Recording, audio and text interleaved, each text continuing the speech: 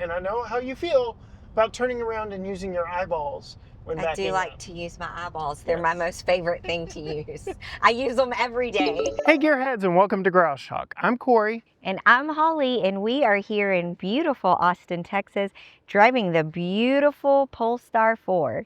And in this video, we will give you a sneak peek into what our speed date of this all-electric Swedish SUV with no back window has really been like.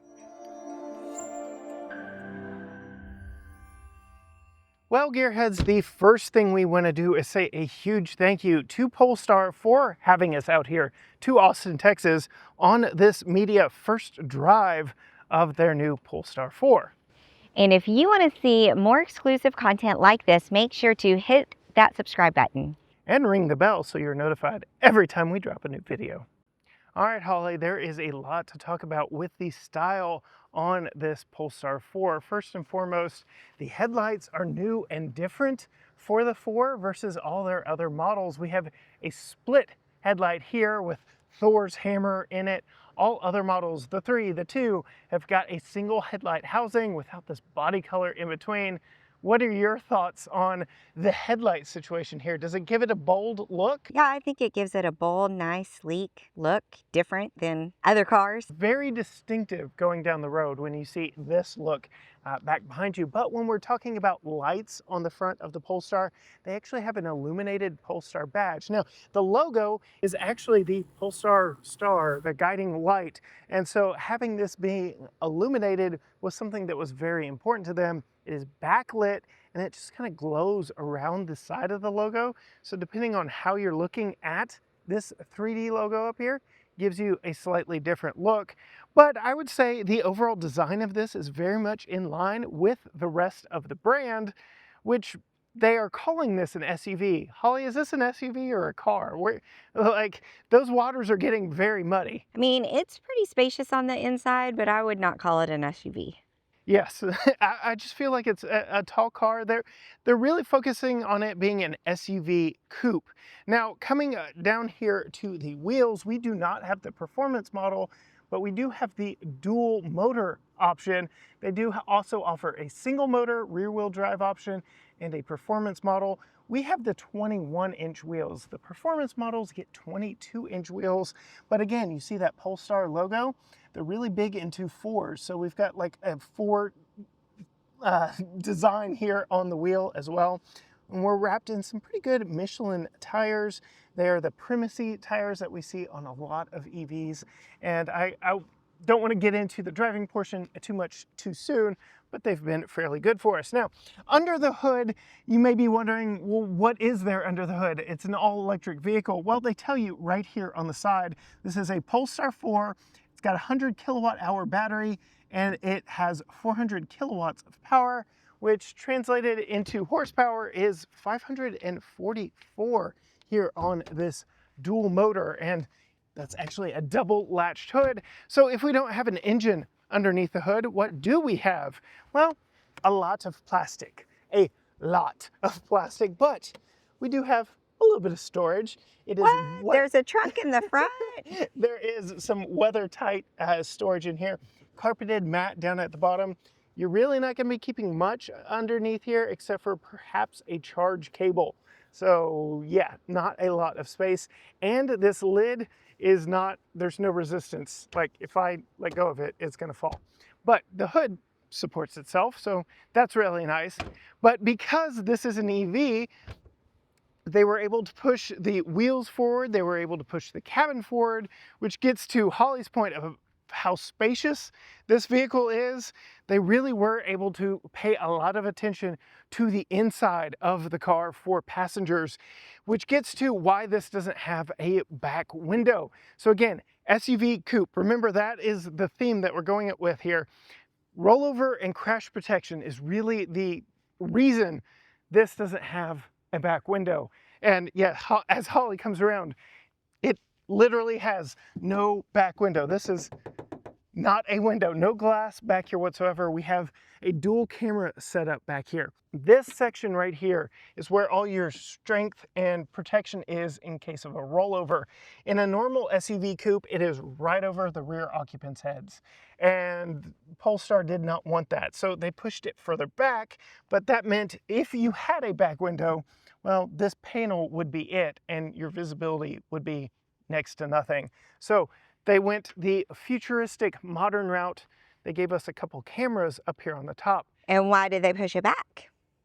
For more For headroom, more back in the headroom. back. So we will get to the headroom here in a little bit. But Holly, there were a lot of questions about these cameras in the presentation this morning. They were really worried about ice and dirt and debris getting on them. So far, it's been a clear image for us, but you and I have not had the best luck with keeping cameras on the back completely clean. That's right. We've had a hard time with rain. Yes. So that is still yet to be seen. It is a beautiful day here in Austin, Texas. So, But this one does have a hood. yes, this one's got a little bit of a lip over top of it, helping protect it. But as we come around to the back, all LED light bar across the back here, very distinctive style. Thoughts on the style back here, Holly? I think it's going to take some getting used to not having a window on the back. But other than that, I like it. It gives it a little bit of a hunchback look. That's got such a negative connotation, but like you said, it takes some getting used to. We've got our third brake light right here, right in the middle of where you would want to be seeing out of a back window. But again, this section right here, that is where your rollover protection is, and they moved it out of the headspace of your rear passengers. But further down, we've got the Polestar logo back here. A lot of black lower cladding, again, to give us a visual lift, because they're calling this an SUV. And then opening up the back, of course, we have a hatch. Hatches are so prominent nowadays, and you can see we get quite a bit of storage back here, and there are some unique touches back here as well. So I've got my backpack back here for reference, but I am going to pull it out because we have a single piece load floor here that you can completely remove or lower down, so you can hide bigger items back here. And then you do have your requisite charge cables and such underneath in a lower section where a muffler would be if this were a gas-powered car. We don't have to worry about roller shades or anything like that because there's no back window. There's nobody, no prying eyes are going to make their way back here to the back. But you can see into the rest of the vehicle by pulling down this little flap here. And I can see into the cabin just a little bit. So it is open to the rest of the vehicle. You just don't have a mirror back here. Final thoughts from the outside of no back window, Holly? It's going to take some getting used to. Yep. Now let's move inside and talk about the futuristic technical interior that they implemented here. Now you can see Holly has already made it inside, but I did want to talk about how you get into the Polestar 4. We do have retractable door handles here. You can see we do have this spot on the B-pillar for if you've got the credit card key. We've just got the key fob on the inside. When you open it up, you can see we get a very modern, futuristic interior with lots of screen real estate, not a lot of buttons. They're using the word technical a lot when describing the interior, and that really comes down to some of the materials and the design and manufacturing process. So they said there is a lot of backlighting behind this mesh weave that is proprietary to them, that they worked with some universities in Sweden on to get that just right. But you can see all of our necessary buttons right here, our door latch right there, a little bit of storage there, storage down there, Harman Kardon sound system, multi-way adjustable seat here. So we do get a lot of buttons for our seat adjustments. What are your thoughts on these seats, Holly? I like them. They're comfortable. They were also talking about a new textile on their seats. I've got, think Flyknit Nike shoes, which I am wearing. Kind of like that. It is a knit interior that is very cool, very neat. But we are about to take this one out on the road. I just wanted to highlight a few things in here that we couldn't while driving, most notably their pet mode, their animal mode. You can see my owner will return soon. It's nice and comfortable in here. They designed this robotic pet all themselves. They're quite proud of it. You can see we do have a smaller screen back here for the driver, large 15+ inch screen here. And then we've been talking a lot about the rear view mirror situation, the lack of rear window. You can see there is in fact no window back there because it is up above us. And yes, it's gonna take some getting used to not having a window back there, but we will talk about that, I'm sure, a lot when we're driving. But we've been in the car for about 4 hours today. It feels like three-ish hours, and it's been comfortable so far, right?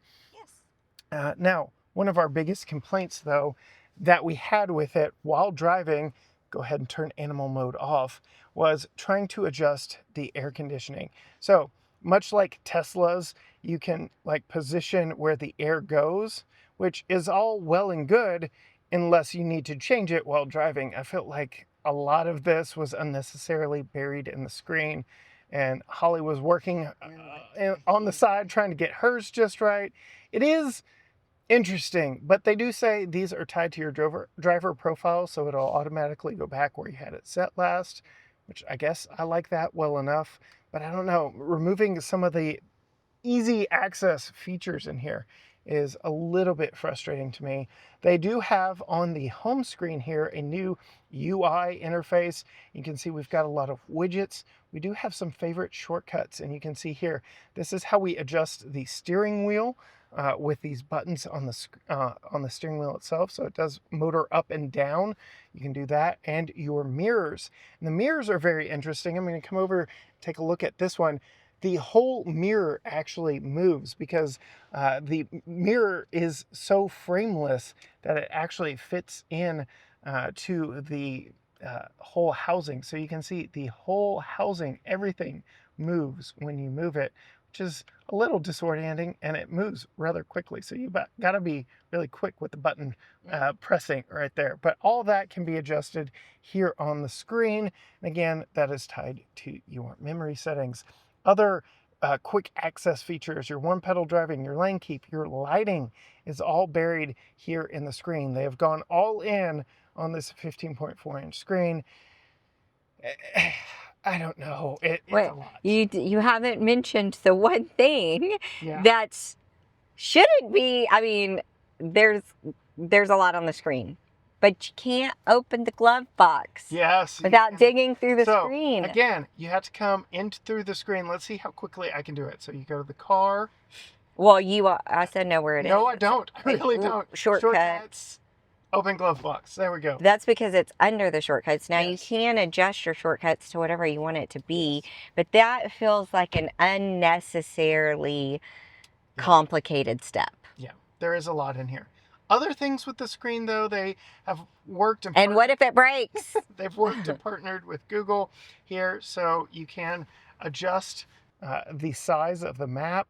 They've Polestarized all the Google controls here, but you can see we could do 2 widgets, we could do 4 widgets, we can go in there. They do have some cool apps on this, including changing the ambiance based on all the different planets, which you can kind of see the ambient lighting right over there in front of Holly. You can see we've got Mars spinning here in front of us, and there's the little Easter egg that they told us about flying through space. So just some fun, quirky things. But let's go check out the back seat, because that's where a lot of the conversation really comes up in this one. How much headroom is there? How much leg room is there? What's the comfort like for rear seat passengers? The back seat is really why this car looks the way it does. We'll go ahead and open the door here. We didn't mention it on the front doors, but frameless windows for a very sporty premium experience there, especially if you've got the windows down. You can see they are expressed down all the way. This rear window doesn't go down all the way, but Holly, how comfortable are you back here? I'm pretty comfortable. These seats are nice and squishy. Yeah, this is actually the first time I'm sliding in to sit back here in the back. And I've already hosted a whole meeting back here. Yes. So it's comfortable enough to sit back here and work in. I can already tell just from looking at you and the placement of the actual like physical hard roof versus the glass roof here, that a lot has gone into just the geometry of the design back here. Yeah, so not only do you have more actual headspace, but with the window being the top of the car, it feels like there's a lot more space back here. So Holly's 5 foot, I'm 5'10".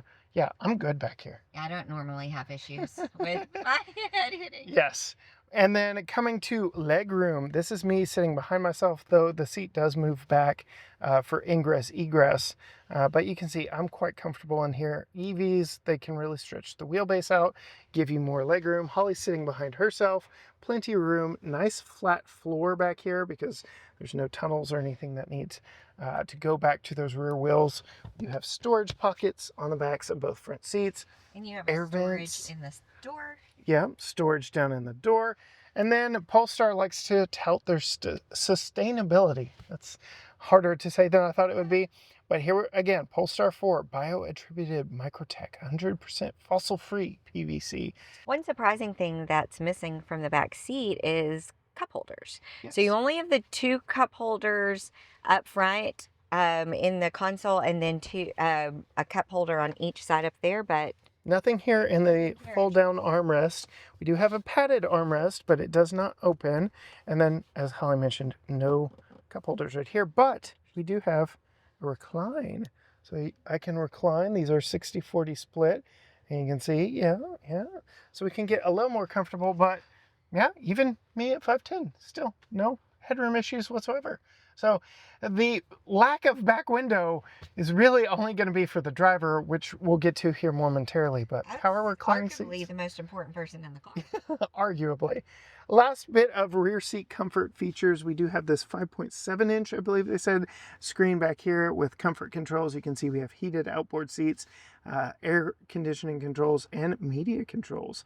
So I was listening to music via Bluetooth earlier. I can actually control the tracks. They say you can also control stuff like lighting back here, so your reading lights and such. Tucker, if he could reach this, would absolutely feel like he is 100% in control of the whole car, would he not? DJ. Yeah, the DJ. But that is enough of a tour of the vehicle. Now you're probably wondering, what's it like driving without a back window? Should I make Holly drive first? This is literally your first time behind the wheel of a car with no back window. What's it like over there? It's all right as long as I'm driving forward. So I was very anxious and excited about this trip when it popped up on our calendar because I know how you feel about digital rearview mirrors. I know how you feel about technology, and I know how you feel about turning around and using your eyeballs when backing up. I do like to use my eyeballs. They're my most favorite thing to use. I use them every day. So we do have good 360 cameras in here. I can't turn them on right now because we're driving, but good 360 cameras, but the big cameras are the ones on the roof way back in the back. Spoiler alert, yes, I've already driven as you're watching this now. We will cut to me driving here momentarily and get my thoughts and opinions behind the wheel, but what are your thoughts and opinions sitting there behind the wheel? Are we still talking about the rear view? All of it. I like it. There are things I like, and there are things that I don't like. Yeah. I'm guessing the thing that you don't like is it's still very jarring not having a back window back there. We've grown accustomed to, you've even started using more the rear view camera mirror situation here in vehicles that do have back windows. I have. Yes, and that is true, but I always use it as a compliment to my own eyeballs. Yes. So I don't love that this is training drivers not to look around them. I don't love that because cameras don't catch everything. Very true. We've got a situation in our steep driveway. We can't see the house and the driveway right behind us. We're looking at the ground. So yes, being able to see around you is good. They do have good reasoning for no back window. I know style trumps everything, but they have a quote here that I want to read from the press briefing that we had this morning on the design. It's robotic, the kind of sexy a humanoid would appreciate. This just kind of tells you the fun atmosphere they have at Polestar. And then in here, very much minimalist while retaining a functional athletic posture. So I mentioned the fly knit style material here, very much matching my Nike shoes.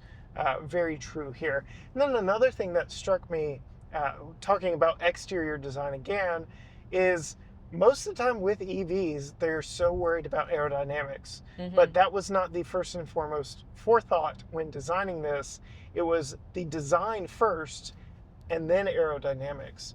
which comes even back to the fact that we don't have a back window back there for design first. They wanted to give headroom and space to the rear passengers while still having the sleek coupe-like design. So very much a design forward company, which now that we're in here, now that you're behind the wheel, we showed you a little bit of the screen setup and such. We've spent a lot of time in this one. You've been riding over here a lot already. We mentioned the air conditioning being awkward and weird, but for the most, I mean, we've got play pause right here with a volume knob. You've got touch screen for your AC. I don't love that you have to position it on the screen. You have the knobs up here on the steering wheel. Yeah, which those buttons on the steering wheel, multi-function. You could do a lot with them depending on what you do. And you can even change the design of the screen back behind the steering wheel, which right now you've got your maps. So we've got redundant maps in here, which is good because maybe you don't want to be staring at the map here. You want to be opening the glove box, for instance. Whatever the case may be, where you have to dig through menus, well, that can be arranged otherwise. It can be arranged. Yeah, I do like, so when they gave us the introduction to the car, we all know I'm not the tech person. And they said that it's techie, but not complicated tech. It's where you will feel at home when you get into the car. And I thought, we'll see about that. And the verdict? No, you don't feel at home. Yeah, it's a little overwhelming. Some things that I think will make it easier if this is your everyday driver is that you can set up your shortcuts, and it is specific to driver profile. So you could have your air condition set blowing right on your face like you like, and I can have it set slightly off so it's not blowing me right in the face like I like. When we get in. But it would take me a minute, if this was my car, it would take me a minute to sit down and go through all of the things to set those up to make it easier. Make it feel like yours. Easier. But just hopping in here like home and driving off, I don't think is going to happen from the beginning. Just the fact that to adjust the steering wheel, you have to use the buttons on the steering wheel versus having a knob on the side. Right. Like most do. Right. We're in another car, a Ford. You can't even open the same way. You can't even open the glove box without doing. You can't even turn on the headlights without digging through here. Now, they did say they weren't afraid of white space here on the screen. So you can see there are places here it's in dark mode, so dark space.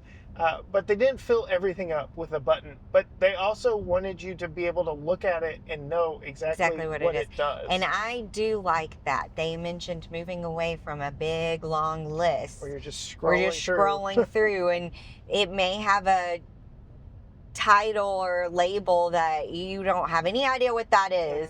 So I do like that it is, at least at a glance, I can tell those are lights, the headlights. And then, again, you've got your shortcuts here. It's chiming at you because there is a camera watching you to make sure you're paying attention to the road. It keeps telling me I need coffee. I probably do. I do. Yeah. It's true. Well, we will get to a coffee stop here shortly. But yeah, this is how you turn the vehicle off here on the shortcut screen. So, I mean, there's a lot going on here. This one too, they did give us the key fob, but you can use phone as a key. There's all kinds of different ways to access and use this. It does connect with Apple CarPlay. Apple CarPlay. Though we're not currently running Apple CarPlay because all their driving directions and interfaces are through the built-in Polestar experience. Oh, and I do like that you can change. Yeah, but you have to grab it just so. Otherwise, you're moving your map around. I've run into that several times. You can even make it full screen if you'd like. But let's get back to your driving experience before we cut to me. Now, I could see out my blind spot right there. Yeah. So again, just not behind. Moving that pillar back, moving everything back behind us instead of everywhere else gives you better visibility. So yeah. You've got good visibility all the way around. The mirrors, while small... Not all the way around. Right. Well, I mean, I guess if you count that as all the way around. The mirrors, while small, are frameless, so they make the most of the space they have to them. But what has the power been like here in this one? Over 500 horsepower. Neither one of us, to this moment, has pushed it yet. But yeah, I haven't punched it, but I haven't had any problems getting where I needed to go. yeah, It's nice. I Good may power. have inadvertently found how much instantaneous torque it had while you were trying to take a sip of water earlier. My apologies on that. But yes, it is very punchy, snappy. Does not feel like it's going to be a problem just trying to get around. No, definitely not. Now, they do have a single rear wheel drive model, single motor rear wheel drive model with less power, same battery size. Okay. Which is interesting. That we could have gotten at lunch, but both of them were constantly in motion. We did not get our hands on that one. So looking forward to maybe getting to spend a week with one of these soon. That would be fun. All right. Any other thoughts from you behind the wheel before we get to me behind the wheel? You have a head-up display. I do have a head-up display. Yeah. And I like it. Yeah. How are you feeling about that smaller screen back behind the... I'm realizing now that I'm on the road that I should have adjusted my steering wheel up a little bit. Oh, okay. Let's see. Can we get there? Go to car. I wasn't even going to try. And we go to... Oh, no, I forgot. Here we go. There was a shortcut for it. And now you're on steering wheel controls, so we can move you up. There we go. Right there? Yeah. All right. So, now I can see it. I do like having multiple options to be able to see the map. Sorry, I need coffee again. Yeah. So, yeah, you have a dual map there, or you can go to your driver assistance screen, or you can go to your calm screen. But you and I have both really enjoyed having the map right there behind the wheel. Yeah. All right. Time to switch drivers. Let's do it. All right, so now I'm over here. There are a few buttons in the shortcuts that we haven't talked about just yet. Most notably, the one that looks like the car is farting. Got all the wind coming off the back. It's performance mode. We don't have the performance trim, but we have the 544 horsepower dual motor all-wheel drive. So let's unofficially see what it can do. Are you ready? I guess. Make sure nobody's behind us. Here we go. Oh my goodness, it is squirrely. Okay. Off we go. Woo! How did that feel? Felt fun. I wish I had brought my Racebox timer. Yeah, that would have been nice to do. So we could have seen officially how quick it was. But yeah, performance mode. Lots of fun. Well, they did say that they started off in the race world. Yes, they did. So they should know. Now, you would know that we had the performance model if we had the gold seat belts to go with the gold brakes and all the performance suspension upgrades of the performance model, but this has got all the same power. That was quite impressive. In the 3-second range. It was pretty smooth too. Yeah, that's a very instantaneous torque too. And I could hear the Michelin Primacy tires doing their best to hold on under that hard acceleration, which we talked about those tires before. We've sampled them on a lot of EVs from Hyundai. They put it on the Ioniq 5. If we had the performance model, we've got 21s here, we would have 22-inch performance Pirelli all-season summer tires. So that's another big difference there. The other button up here that I've pressed is the one-pedal drive. There are two settings. Well, there's off, 1 and 2, so 3 different settings, but I'm coming to a slowed down stop right now by not touching anything. So it's fairly aggressive. I will say we were carving some windy hill country roads earlier, and I think it actually, I don't know about you riding shotgun in this situation, but I feel for me as a driver not having to go back between accelerator and brake as we went up and down and around corners and all that. If you know how to properly modulate one pedal driving, I think it works pretty well. What have been your thoughts as I've been driving almost exclusively with one pedal today? I know you said you were getting a little motion sick going through those windy roads. Yeah. But that's more the windy roads than anything else. Yeah. Outside of that, what are your thoughts on the one pedal driving? I haven't really noticed that you had the one pedal driving on, other than I knew the button was turned on. So that says something, because a lot of times you can notice it. Mm-hmm. I drove with it off, and I'll say this that I didn't talk about when I was over there driving is that with it off, you can coast for quite a ways. I had to actually slow myself down because it just kept on going. The horsepower kept on running.